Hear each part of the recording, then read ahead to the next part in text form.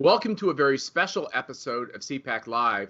Having just seen this amazing spectacle of Donald Trump accepting the Republican nomination on the South Lawn of the White House. How great was that?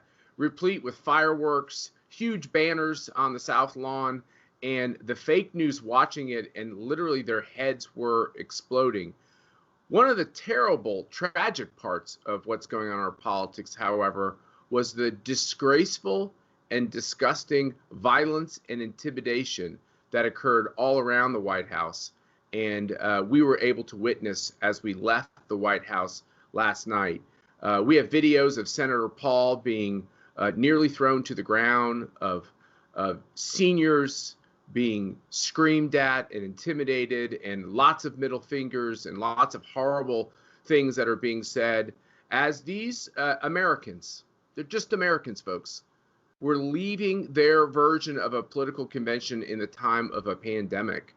What the left and what the socialists intend to do is to scare them and to scare you. And what socialists do very well is try to spin and gloss over what's actually happening. So the propaganda arms of this new socialist party, CNN and MSNBC, took to the airwaves to say that Donald Trump sounded like a dictator and that his speech was replete with all these lies. We watched the CNN fact checker on the return back to our house from the speech. It was one of the most repugnant things I've ever seen. The fact checker literally lying and spinning Joe Biden and the socialists as he did analysis on the president's speech. And we're on to you. We know what you're doing. We know that you're coordinating thugs and bullies in the streets to try to make good Americans feel like there's something wrong with supporting Donald Trump. And we're on to you. And I think the American people are on to you. And when we hear the widows of these fallen police officers who've been killed by the violence of Black Lives Matter Incorporated and Antifa and these other people who are pursuing violence in our streets, and then when we hear from the victims of the failed socialist policies of Barack Obama and Joe Biden, it really connects to the American people. And we have a great show for you today. We're going to be joined by David Drucker from the Washington Examiner, who always gives a straight down the middle analysis of what's happening. And he'll talk to us about both the conventions. We're also joined by a great congressional candidate, Matt Mowers, who's running in the 1st District of New Hampshire. He is one of these candidates that if we can win in districts like Matt Mowers in New Hampshire 1, we will get that majority back in the House. And I don't know if we're to the point where we can say we're going to get it, but I'll tell you one thing, we're getting very close and we're starting to make the Democrats nervous. But I have the best guest in the world to start off the show. And this was my date last night to the speech. Actually, I was her date, but my wife, Mercedes, who has this big fancy title with the campaign. How you doing this morning, sweetheart? Hi, honey. Great to see you. I mean, we're seeing each other virtually. I feel like it's like the Democrat convention, as you said, where everything was on Zoom. So there you go. But it's so I great. said it was to be with you. the Zoom and Doom convention. Yeah, I've been using your line. I have to say I've taken it. So you're right. It was the Doom and Zoom convention compared to what we saw this past week, and especially last night. It was just so inspirational. All these stories of everyday Americans who have been impacted by the president's policy, showing his agenda of promises made, promises kept. I mean, I got to tell you, I really felt it wasn't just the RNC convention. It was America's convention. And I get goosebumps just thinking about it. Yeah, no, it was very special to be there last night. We sat with Veronica Birkenstock, one of our ACU board members, and KT McFarland, relatives of former Congressman Phil Crane, who used to be a chairman of the ACU, were sitting behind me. I had Jesus, a new friend from Nevada, who I was on the Trump bus tour with in Nevada. It was great to be around all these people who love their country. And I think one of the biggest themes was it's okay to love America. Well, it's not just okay to love America. We owe so much to this country because it is the greatest country in the world. And the mere fact is that we are on the front lines. All of you are on the front lines in saving America, because when you look at the contrast of what the Democrats are offering, It's just insane. I mean, the president said it right when the Democrats decide to take out the words "under God" in the Pledge of Allegiance. And you were talking about that fact checker, and the fact checker was like saying, no, it was daytime programming for the DNC. Oh, yeah. It wasn't nighttime programming. Mercy, it's okay to take out "under God" in the pledge if it's during the day. Then it doesn't count that you're taking it out. It's so hard to follow the rules of MSNBC and CNN, but that was an interesting one to me. But if you say God at night, that means what you did during the day doesn't matter. That's right. And like I was reading the tweet from Joy Reid last night where she basically made this comment where she compared the president to Fidel Castro because it was viewed more like as a monarch or for that long acceptance speech and that family. And I found that to be so disgraceful because, there's something about this president where he understands how his role right now in history. He understands what's at stake. And what he knows is that it is about freedoms and our dignity as individuals. And I think that that's so in contrast with what Joe Reid was saying from MSNBC, basically comparing him to Fidel Castro, someone who overtook the country, someone who basically led to human rights abuses, as my father, who suffered under that regime, was thrown into jail for standing up for his freedoms. And there you have literally Joy Reid is clueless on anything dealing with Fidel Castro and the communist regime. It was disgraceful. Yeah, it was disgraceful. And, as we saw the violence and the intimidation as we left the White House, you and I happened to get on a bus that was in a secure area. They were nice enough to allow us to get on that bus. But as the bus pulled out and we saw and heard what was coming out of the mouths of mostly white people with Black Lives Matter shirts and hats and everything else, a lot of middle fingers, a lot of terrible language. Where is all this hate coming from? And was it as shocking to you as it was to me to think, I mean, I can't imagine going to a Democrat convention and literally screaming at the people leaving. No, and I think it's important to understand, and we've lived in this area for a long time. There's a lot of good and bad that comes with living in this area, but you can't recognize Washington, D.C. anymore. I mean, they boarded up a bunch of these like shopping areas around the city because they're so worried about looters because they're having the March on Washington today and through the weekend. They were boarding up. They had just boarded up a lot of this boarding had been taken down. Yep. And then they boarded up Gucci and all these fancy shops. They were boarding up Tiffany's as we were driving by. It's like, literally, are people getting this? If they're peaceful, why do they have to board up all the Exactly. And again, look, we support peaceful protesters. We have this great right in this country to peacefully protest. What we saw last night is all about intimidation tactics from the left. This is something that is very well organized. They're coming into our cities. They're burning things down. I mean, we saw this in Kenosha. We've seen this in Portland. I mean, even you have the liberal Portland leaders finally standing up and say, okay, guys, that's enough. We can't keep doing this, because this is about creating chaos in America. And they want to put the blame on President Trump for this chaos. But the reality is this is what socialists do. This is what radicals do. They try to create not only chaos, it's disruption, it's fear. And I got to tell you, I think the American citizens are going to stand up and say no more. It's why we need President Trump in the White House. We need law and order, and we've got to provide the support to the police. I kept praying last night, and we were hearing all the noise and all the protesters, and I kept praying for the safety of our police officers, because they're the ones on the front line that have to be pushing back and basically protecting the citizens, and that's what they're doing. Yet it's the left that attack the police officers. It's the left, like Joe Biden, that basically have said we've got to move resources, defund the police, although they don't want to. Some of them don't want to use the words, but that's exactly what they're doing. They want to weaken our police. That's right. And it's a horrible approach. Mercy, let's just have all of our viewers understand, which I know they do, but let's just go through it real quickly. Almost every segment of the Democrat National Convention They fully embraced Black Lives Matter Incorporated.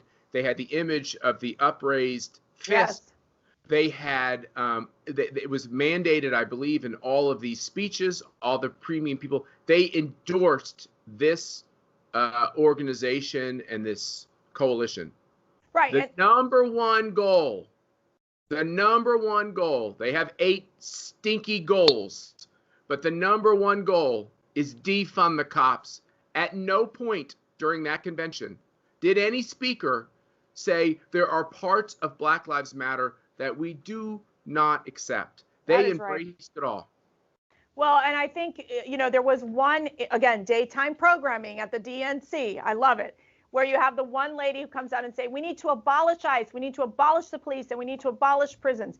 Those are the people that are the voices of the Democrat Party. Those are the people that Joe Biden embraces every day, and not standing by our law enforcement. I thought one of the most heart-wrenching speeches was Ann Dorn's, who lost her husband, who was a police officer in St. Louis, Missouri, got shot, cold blood, and it's the most tragic story.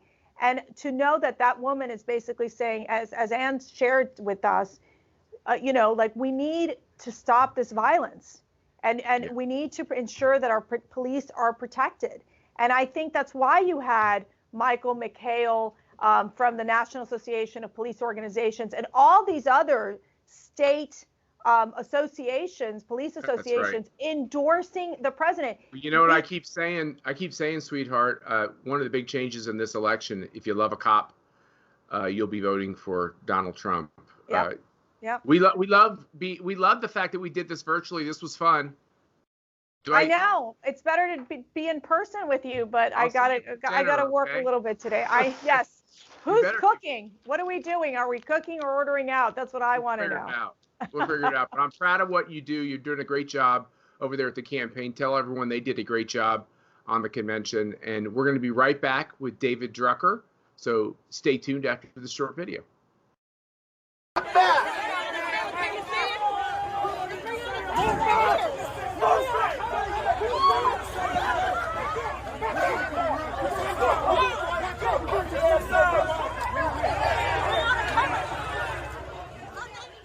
I'm really privileged and happy to have a guest with us, someone I consider insightful, a clear-eyed analyst on politics in this country, David Drucker, who's a senior correspondent with the Washington Examiner.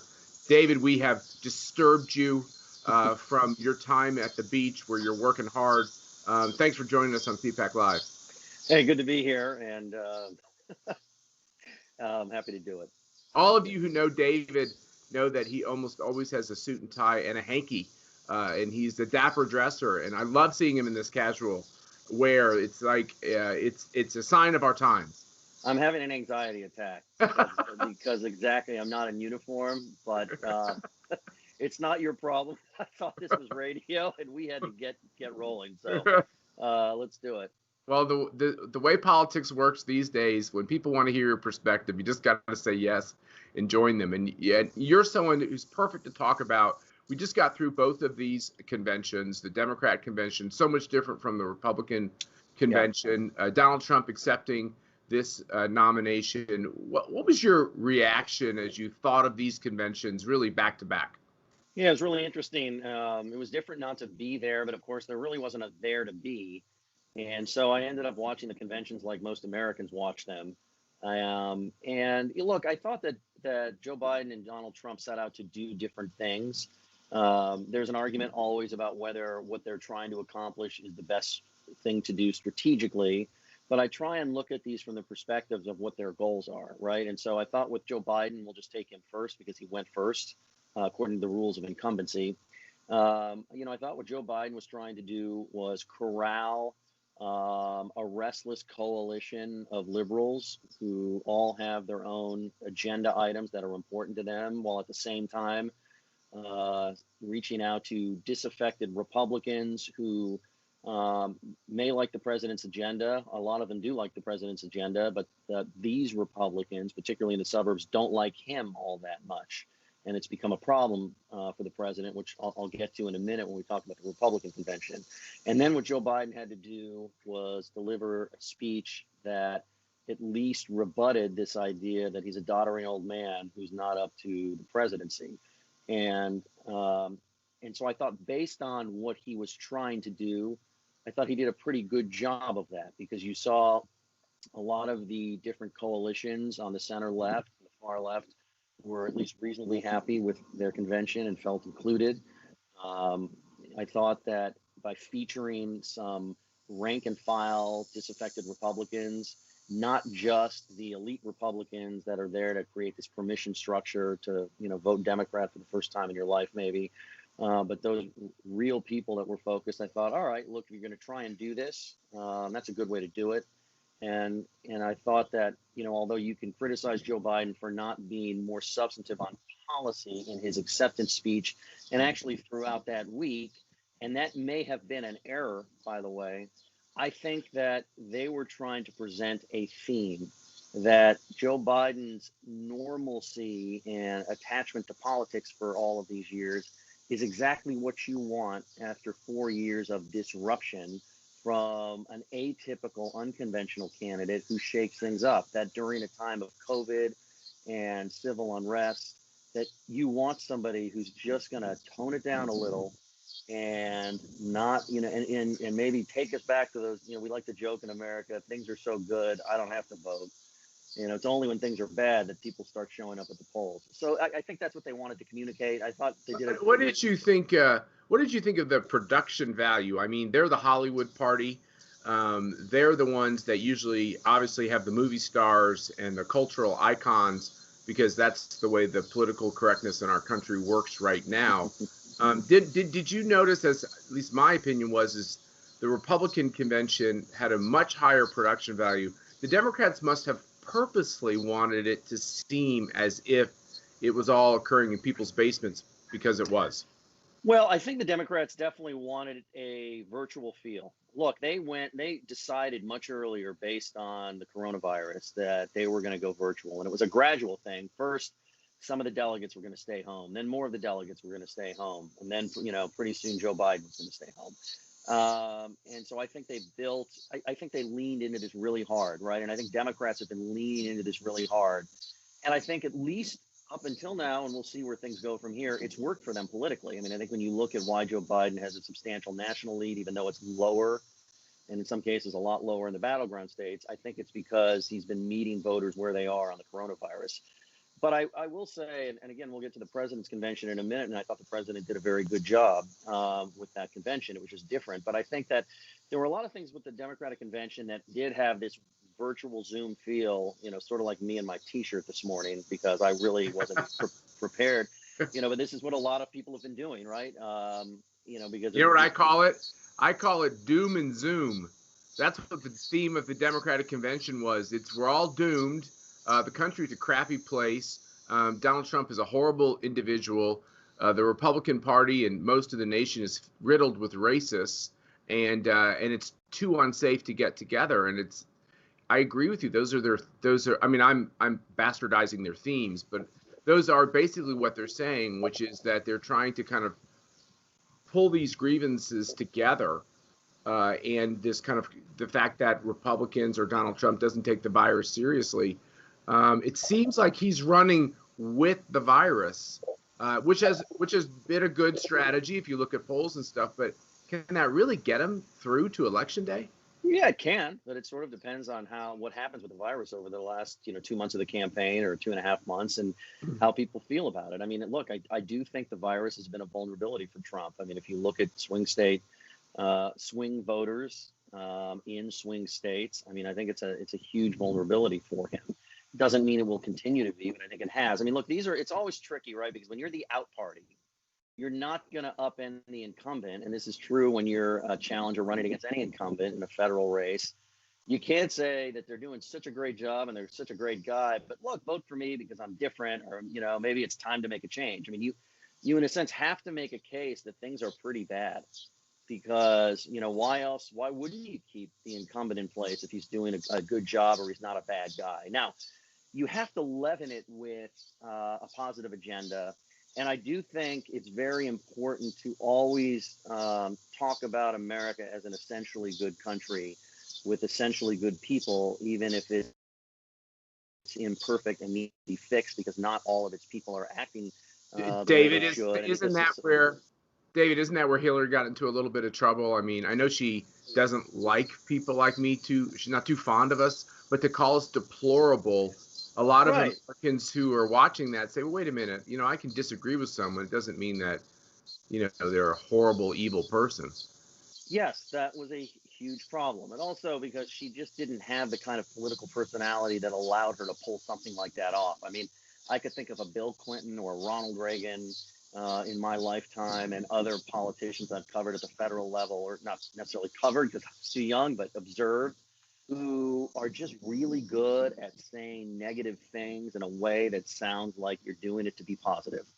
And by the way, I'll say it's one of the reasons why I thought the key moment for Biden in his acceptance speech was when he said that America is a good country with good people, but we need to fix things. And he can always return to that if he's accused of basically saying, the country's not worth saving, and say, no, that's not what I said. Now, obviously, Republican voters are going to look at this a lot differently. Grassroots conservatives are going to look at this differently. But I thought Biden did a good job of trying to corral a restless party, reach out to disaffected Republicans, and presenting himself as a healer. So then we move into the Republican convention, and I think the president had different goals. I mean, obviously, he's not going to win re-election if he says everything's horrible. And here's the challenge, right, as an incumbent. And, I saw this, covering the Republican Party in 2006 and 2008 when they lost a lot of seats and lost the presidential election.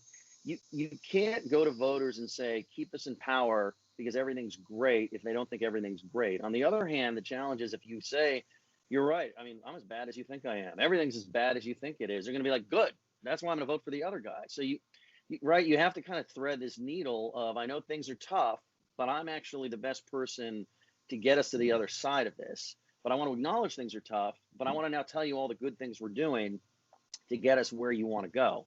And so I think that's part of what the president was doing this week. I also think, Matt, and I didn't know this after night one, but it was clear to me after night three that a major goal of this convention was to address a vulnerability the president has with voters, particularly women, particularly suburban voters, but many voters who think the president's agenda is at least pretty good, if not great, but that he's a jerk and that he doesn't conduct himself in a way that they want to see a president conduct himself. Yeah, no, this is definitely something that I think is well understood with people who are advocating for the president, which is never before have Republicans and conservatives been so unified behind their nominee. So he's done a very good job with a high percentage, 95% plus of Republicans. When his numbers have come down, it's when a portion of those Republicans have what I like to say put him in timeout. But you're right, there's this subsection of the electorate that benefited from his economic policies. They weren't big fans in the end of what Obama did to the country, but they don't fully embrace everything about Trump. And that is where this race sits. Who wins those voters? Yeah, correct. And that's why, I wrote about this the other day. You saw speech after speech with sort of a twin message of he's a lot nicer than you think. He's a lot more empathetic and caring than you think. But even if you don't quite believe me as I testify to his character, the only reason he gets so blustery is because he's so passionate about delivering for you and delivering things that you want. Right. So it was he cares. But even if he doesn't seem like he cares, it's just because he just won't take no for an answer. And if that means, knocking down a couple of China shops, he's going to do that. Literally a China shop. The two things I thought were interesting in the theme in his speech and also the speeches around it, and I would love to get your reaction to this. Number one, you're talking about the fact that he's blustery or that he fights hard, and they put it within the context because he had to come and take on this ruling class, this elite class in D.C., which I do think is accurate, and they were mad about how rough he was with them. The second theme I thought that was very interesting was the most full-throated and the most time given to this idea that unborn life deserves respect in our society. We have always avoided that at our conventions, always afraid that it turns off pro-choice female voters. And this convention did exactly the opposite. On those two themes, did that take you aback too? Not necessarily, because I think what the president's the campaign strategy has been twofold. It's been to juice the sector of the vote that we will think of as the president's base. But, I'll explain it this way. Almost a year ago, I interviewed the president in the Oval Office, and he said to me, my base is a lot bigger than people think. And over time, what I think, what I realize that means is I think that the campaign looks at voters who would vote for the president if they would only show up. And they looked at the numbers in 2016 and decided and believe that there are a lot more of those voters that are there for the picking. And I think they've decided it's just a better strategy. It's a strategy the president's more comfortable with. And so they've leaned into this idea that it's not just about the base, it's about adding to the base with the same kind of voter. So if that is your strategy, and then at the same time, of course, they're trying to, eat into Biden's advantage with independents, bring some of the suburban voters home. Donald Trump won the suburban vote 4 years ago. He won 4 years ago because he was able to keep the traditional part of the Republican coalition that was skeptical of him for all sorts of reasons, but Hillary Clinton was just a no-go zone. So I'm not surprised that they leaned into a sort of base-heavy messaging strategy while also trying to soften or put his rough edges in context. So you try and juice the base with voters that didn't show up in 2016 but would vote for Trump if they did. And you try and eat into Biden's advantage with suburban voters and independents, and you can recreate a victory. And so that didn't surprise me. And I thought from that perspective, that's what they were trying to accomplish. And there were a lot of really good speeches that did that. And, from a production... Go ahead. From a production value standpoint, I thought it was well done, especially on the fly. I thought the vignettes with the president in the White House interacting with people were at least pretty good. Some of them were better than others, but the point is I thought it played well. I agree. It was a different tactic too, right? There were a lot more testimonial speeches than the Democrats offered. It was just a different choice. But the visuals were good. The visuals. Let me ask this, David. As we kind of summarize, having gone through both of these conventions, with what all people who love politics get asked, it's kind of like who's going to win the game on Sunday. If any of us are going to be watching those games on Sunday, I'll probably be watching games on Saturday, if that can go down. But the question is this: where are the polls going to go after we've gone through these two conventions? I looked at what happened in the middle of or at the tail end of the Democratic convention, and it seemed like the Biden numbers were already softening. He wasn't going to get this big bounce. He had already gotten the bounce that he possibly could get because of all these traumas we've had in the country, including race riots. What do you think is going to happen next week as we look at polls? Will this race tighten or will it stay where it is? Well, look, I'll say a couple of things. If I knew the answer to that, I wouldn't need the polls. But that's right. And you'd be a rich man. I would be very wealthy. Look, I think that when you're a candidate ahead and you're 50% in a polarized, divided country, it's hard to get a bounce because, I mean, if any of these candidates can win with 50% of the national vote, that'll really be something. So I didn't expect Biden to get a bounce because he's already on the higher end of what is possible. We did see a poll or two where his personal favorable ratings went up. That was important for him. Now we've had an entire week of Republicans and President Trump with his speech last night. And I think that if I've seen nothing else, Republican voters that like Trump, and I don't just mean his base, but just Republican voters that are on board with voting for Trump. And as you mentioned in the polls, how much this is a unified coalition of a party and grassroots conservatives, they're going to look at everything they saw this week and say, this guy's still got it going on. He's with it. He's saying what we want him to say. He's not backing down. He's not, in other words, he's not on defense because of the virus from a political standpoint. Right. And that makes them feel like he can win. Like he's, it reminds them he's in the fight. I'm definitely in the fight, and I've seen this just with people that in May, June, and July, and this is where Twitter can be useful. Were really concerned that this race was going to get out of hand Right. for Trump. So when you keep your team believing, that is huge. Big. That's why these conventions are so important. David Drucker, we really appreciate you joining us today. We appreciate your analysis on both these conventions. You call it straight, but I do think you're right that I know for Republicans and conservatives, the convention did the most important thing. It unified us even more. And the second thing that I think happened is they were able to put Donald Trump in a light that gives these voters that are still undecided. It's a small percentage, but there are voters who are still undecided, but like him or want to like him. The reasons why they should go ahead and pull that lever. We appreciate you joining us. Keep writing those great columns for the Washington Examiner, and we hope to talk to you again soon. We're going to be right back. Matt. We're going to be right back after this video.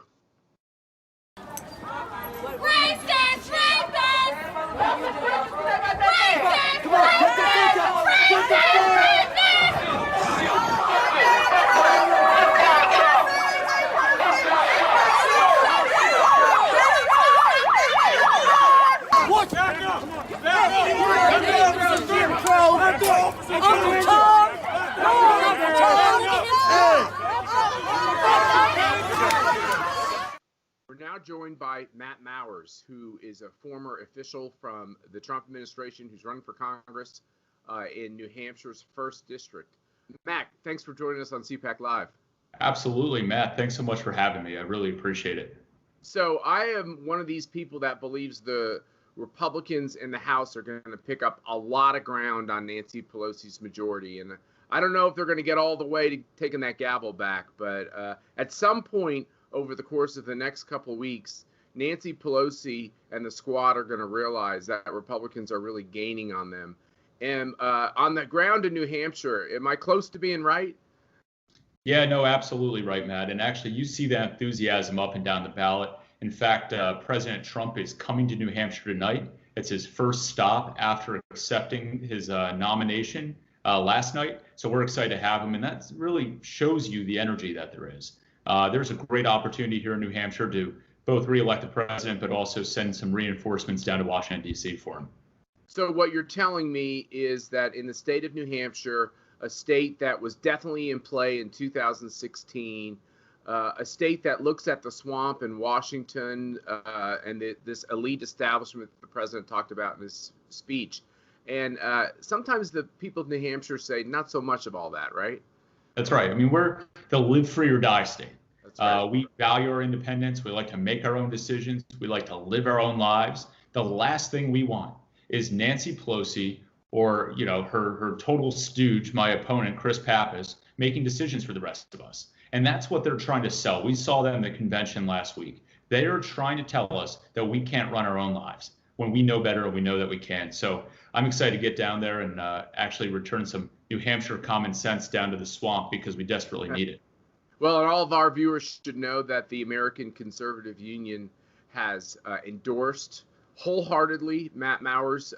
We support him in every way. We know him to be a great conservative. We know he understands the pitfalls of what happens in the bureaucracies, which we like to refer to as the swamp here in Washington, D.C. We got to elect more people to Congress who know how to outwit these socialists on the other side.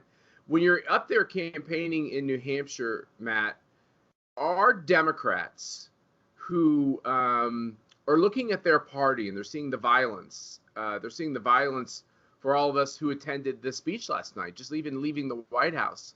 And they're seeing this embrace of socialism and the propaganda arms on CNN and MSNBC. What are mainline or kind of moderate Democrats? Are they flocking to people like you? Yeah, they are. In fact, I was knocking on doors in Hooksett just last week. Hooksett is one of the suburbs just outside of Manchester. I knocked on the door of a woman who said she's a lifelong Democrat. And so, my first reaction was, all right, well, let's see how this conversation is going to go. But we started talking and she said, why are you running? I said, well, Chris Pappas turned his back on law enforcement. He's allowed criminals to sue police officers. He's forgotten American workers when he allows China to play by their own rules and take American jobs and get away with a cover-up of COVID-19. And she looked at me and she says, okay, you've got our vote. People are waking up to what happens if Nancy Pelosi speaker, and God forbid, we wake up on the morning of November 4th and we look at the newspaper, if we still get newspapers, and see Joe Biden becomes the next president. People understand what's at stake there. And so we're seeing that not just from Republicans, but from independents and Democrats as well. They are waking up to the fact that the Biden, Pelosi, in my case, Pappas agenda, my opponent, are making our communities less safe, and they're actually going to make it that much harder to improve our economy and come back from COVID-19. Matt, we've had all these examples of this cancel culture. You talked about your famous state motto, live free or die. A part of freedom is obviously the ability to have political views and to express them. And what we see in our society is people who have conservative views or pro-America views, pro-cop views, they're silenced. I would assume this is another theme for voters in New Hampshire that they're really repulsed by. Yeah, I think Ivanka Trump said it so well last night when she said we welcome dialogue, we don't cancel it.